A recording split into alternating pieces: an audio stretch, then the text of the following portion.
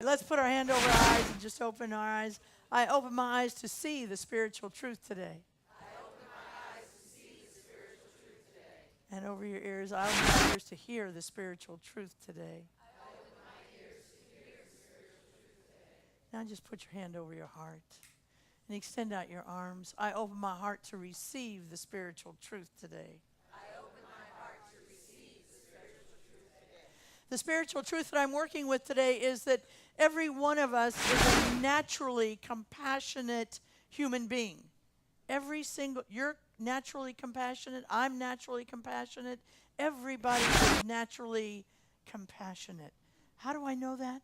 Because God is compassion. And you are the presence of God on the planet. You are not all of God. You can't even wrap your mind around how big God is. But God is all of you. Compassion is just another word for God. It's a synonym for God. It's another word like Allah or Elohim or goddess or sacred grandmother tree or stuff, as Ernest Holmes calls God. Compassion is what I call God's street name. It's what makes a difference. And all of us have that. You know, sometimes we use the language that makes us think that compassion is part of the divine feminine. The divine feminine. But actually, compassion knows no gender. It has no gender. There is as much compassion in every single man and every single woman. We are filled with a natural compassion in our lives. Some of us grew up with fathers who were more in touch with their natural compassion, but they had the same amount of compassion as our mothers who may not have been as in touch with their natural compassion. It's in all of our DNA. We can't get away from it. Whatever mean-spirited thing you might have said to try and protect yourself or make you feel better or overreact to something, it didn't diminish your divine compassion. It didn't delete it. Your divine compassion is intact. You know, in religious science, we often use the word evocation to replace what Christians often call invocation. Invocation is the invitation to get God in the room. Evocation is an invitation to our consciousness to recognize that God never left the room. That God is in every single room you ever go into. God is in your office. God is in bankruptcy court. God is in your kid's school room when you get called in. God is everywhere you are going to be. You know where God is in that little door you open at 2 in the morning and the light goes on? That's the little refrigerator room in there, you know, where you said you weren't going to. God is right there. Right there. There's no place where God is not. You know, this idea of an evocation is a subtle reminder to us to get in touch with that notion that that compassion is within us. We can stop praying for more compassion. Sometimes I pray for more compassion. When I can't feel it, I pray for it. I don't need to pray for it. I need to pray for the memory that I already have it. That needs to be my prayer. To open the valve. The valve is stuck. It's creaky. My prayer is to open and to let the compassion come forward. You know, we sometimes see people who would give us the shirt off our back. We know those people, and we call them compassionate. And giving the shirt off your back is a compassionate action, and I love that. What I want us to get it clear, though, is to have compassionate language. That compassion that says, I see that you are hurting. I see that you are in fear. I see that you don't know which end is up. And my heart is full of love for you. That's the compassion I want us to be able to stimulate. To do that, we have to practice. Practice, practice, practice. And what better way to practice than our own mothers to have compassion? You know, when I always remind myself and other people that we were taught in seminary the 2 hardest preaching days a minister will have, and Pastor Marge is in the church this morning from the Lutheran community, and Reverend Betsy's here. They'll tell you the same thing. The two hardest preaching days are the days we teach tithing and the days we talk about mothers. Because mothers is complicated. It's a complicated deal, this thing called mothers. You know, I love Robert Fulghum. He was a Unitarian Universalist Church minister, and he wrote in that book called My Bed is on Fire and I Have to Lay Down on It. You know that book? And so he's getting ready to preach his mother the week before Mother's Day, and he's in church, and he's preaching that day's sermon, but he's starting to think about Mother's Day, as we all do. And a woman comes up after church and says, well, Reverend, I'm bringing my mother to church on Mother's Day, and you can talk about anything you want, but it had better be about mothers, and it had better be good. He then tried to speak in a way that did not overly describe the gifts of the idealized mother, but also of the mother who made mistakes. And some woman came up to him after the service in which he spoke and said, young man, better men than you have gone straight to hell for suggesting less than what you said this morning about mothers. So there's no win. There is no win here right now. I get that. When we want to talk about and some of us, you know, had relationships with our mothers, and God bless us, those who had it, that were fabulous, fabulous mother relationships where they nurtured us. And yes, they pushed our buttons every once in a while, but basically they were nurturing mothers. That's fabulous. And some of us in the church this morning had relationships with mothers from hell, and a lot of us had mothers in between that experience that we are still trying to get our head around. Well, we can do the best thing that we can do is begin to understand that for many of us who had the mothers from hell, we reparented ourselves as we were children. We were fortunate to have teachers and coaches and all kinds neighbors and all kinds of people who took interest in us. I see you put your arm around one of those people. There were people in our lives who really picked us up when our moms couldn't and helped to nurture us. Others of us, we waited until we were adults and we started to reparent ourselves through teachings like Science of Mind, through teachings like what we see in recovery. We began to reparent ourselves through that way. And some of us are beginning to understand now that in order for us to be able to reparent ourselves, we have to begin to put adult eyes on childhood experiences. Because here is the thing. No matter what your mother did after you were born, she gave you the greatest gift anybody has ever given this planet, and that is to bring you onto the planet. So I want everybody right now to just think of their birth mother if they can and just say, thank you, Mother. Thank you, Mother. Let's say it one more time. Thank you, Mother, for bringing me into the world. Thank you, Mother, for bringing me into the world. Let's say that together. Thank you, Mother, for bringing me into the world. Because no matter what happened after they got here, they at least did that. See, we believe in this church that everything that happened after your birth by your mother or whoever mothered you is a result of how connected they were to their own divinity. We believe that we use the phrase, they were working with the very best consciousness they had at the time. If they could have done better, they would have done better. If they had a strong connection with the divinity that is within them, they probably did very well. If, however, they were mothering based on their own childhood injuries, they may have fallen a little short of mothering. If their childhood injuries were very significant, they probably produced a mothering mess for you. And that's a tough thing for you to have to live with at this time. But we have some things, so we have some teachings here that can make your life so much better. And one of those ways that we want to help ourselves who didn't have all of the perfect mothering in the world, and you know, we as mothers need to look at that ourselves.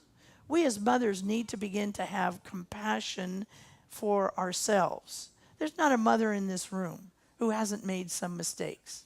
There just isn't. And we need to begin to develop some compassion for ourselves. So I'm going to talk about compassion. I'm going to give us some specific ways that we can stimulate that compassion that is within us today so that we can begin to do some healing.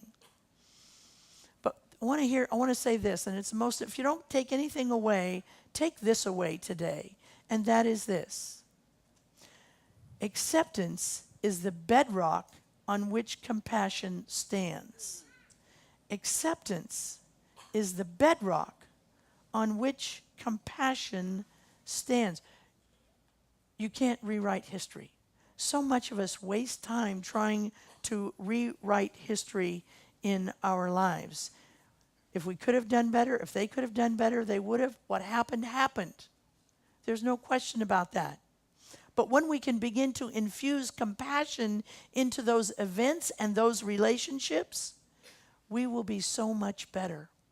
One of the reasons that we ask ourselves to take 100% responsibility for ourselves in this church, and it's why this church isn't for everybody, because we ask ourselves to really take 100% responsibility. And when we do, we begin to see that it's important for us to heal up any of our past that has been injured, so that we're not sticking our head in the sand and becoming a mothering mess for the rest of the world. Whether you have children or not, we're all mothers. The men and the women in this room, we're mothering things into fruition, whether it's little human beings or it's projects.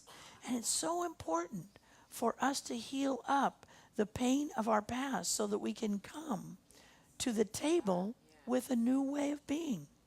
We can do that. We can only do that when we begin to develop compassion, both for ourselves, for our mothers who are great, and from the mothers of hell. Now look, here is the thing.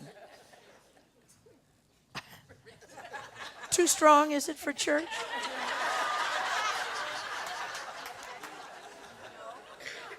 It's not, is it? No. You know, I had 3 people walk out at the 9 o'clock church and say, thank you so much. I didn't want to come to Mother's Day because, you know what? It wasn't like that for me. And I know I have to have compassion because we're going to talk about some more. But at this church, we don't talk about idealized versions of anything.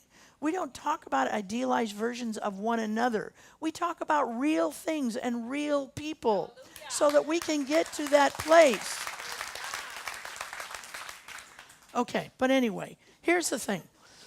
In order for us to feel whole, which is what we're all about, we have to begin to heal up any separation that we have with that relationship called mother. Now, it doesn't mean that they have to be next to us. It doesn't mean that they have to be close to us. It means that we have to heal up. Those of us who are metaphysicians, we know we can heal on the metaphysical plane without ever seeing them. Maybe they've gone to their great reward. Maybe not. Maybe they're here, but they can't be right next to you at this time. It's not safe for you. That's okay. But in order for you to return to wholeness, you must have a healing. You must begin to develop compassion for what went on with you.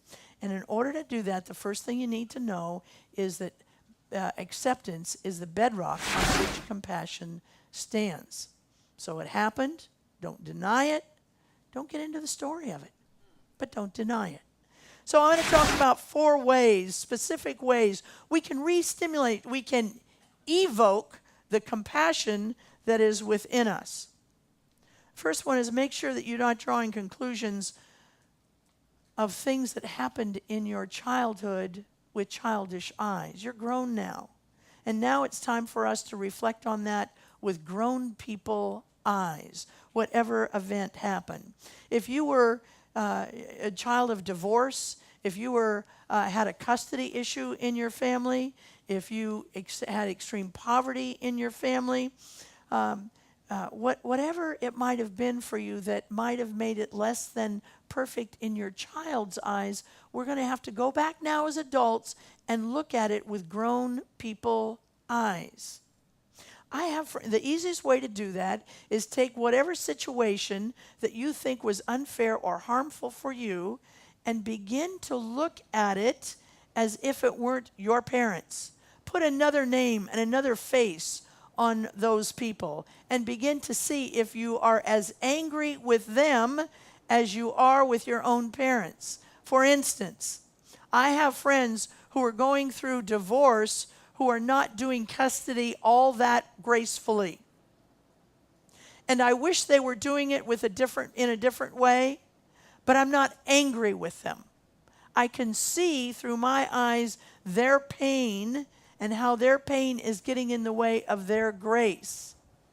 It's possible when we reflect back onto our own family situations with compassion for what actually happened and look through adult eyes at that thing, we will see a different situation. The second thing is to remember that addiction is a disease, no matter what it is. And many of us grew up with addicted parents of alcohol and drugs. We want to remember, if we want to evoke compassion, we have to remember that addiction is a disease. The third way to develop compassion is to remember what fear and exhaustion can do to your personality. Because a lot of us experience poor mothering because of fear and exhaustion. And we can begin to have compassion for it when we look to ourselves and see what happens when we are operating under fear and exhaustion. It's not a pretty sight. When we get too tired, we often overreact to little things. And when it involves little people, it's much harder than when it involves big people. It's our responsibility not to get too tired. A lot of us are doing too much. And I can see myself, I have work to do in that area. I got home from Human Spirit and it was fabulous. It was fabulous. Yes. And I was exhausted. But the next day I hit the boards running because there was so much calling for my attention.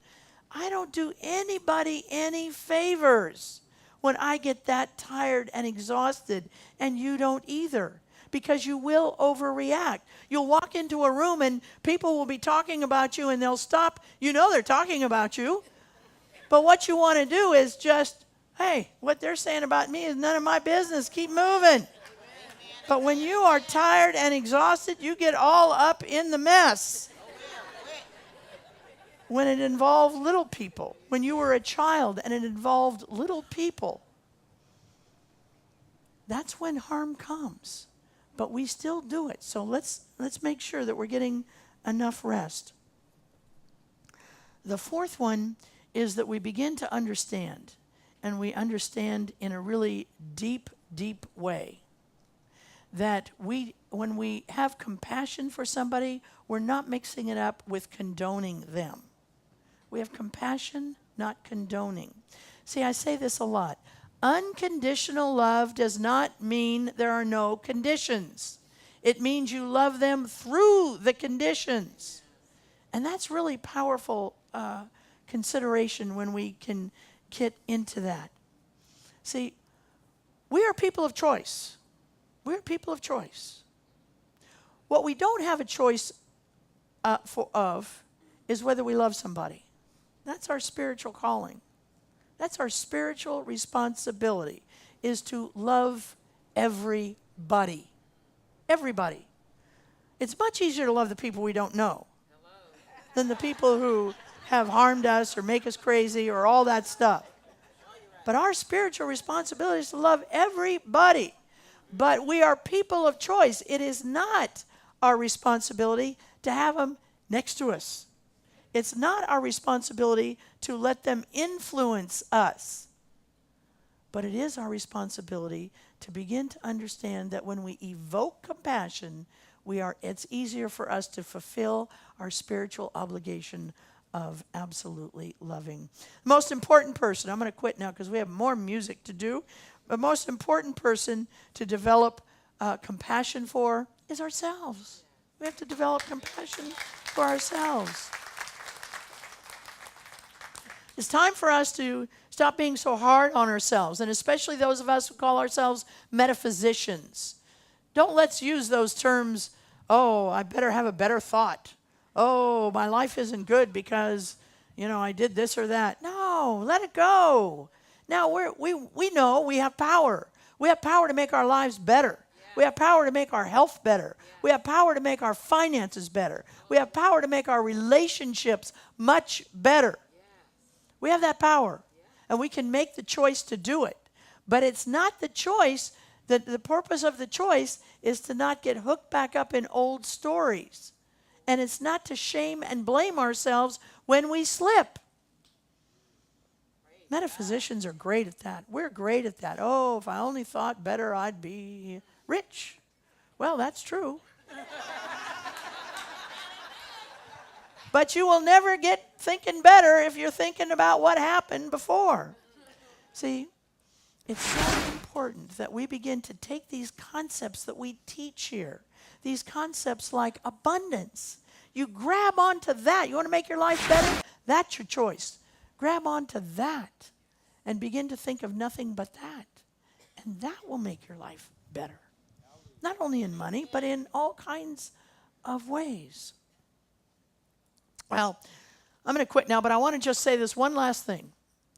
Every spiritual practice we do, and evoking compassion is a spiritual practice.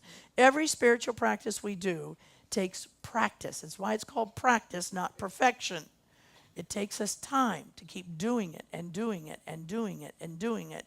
But I encourage you to take this fabulous holiday called Mother's Day and begin to work with these 4 simple ways. Now, if you forgot them already, it's all right, because you can just go online and see them on the tape. Begin to work with these concepts. Don't just come here for the dancing and the singing. I know why you come here.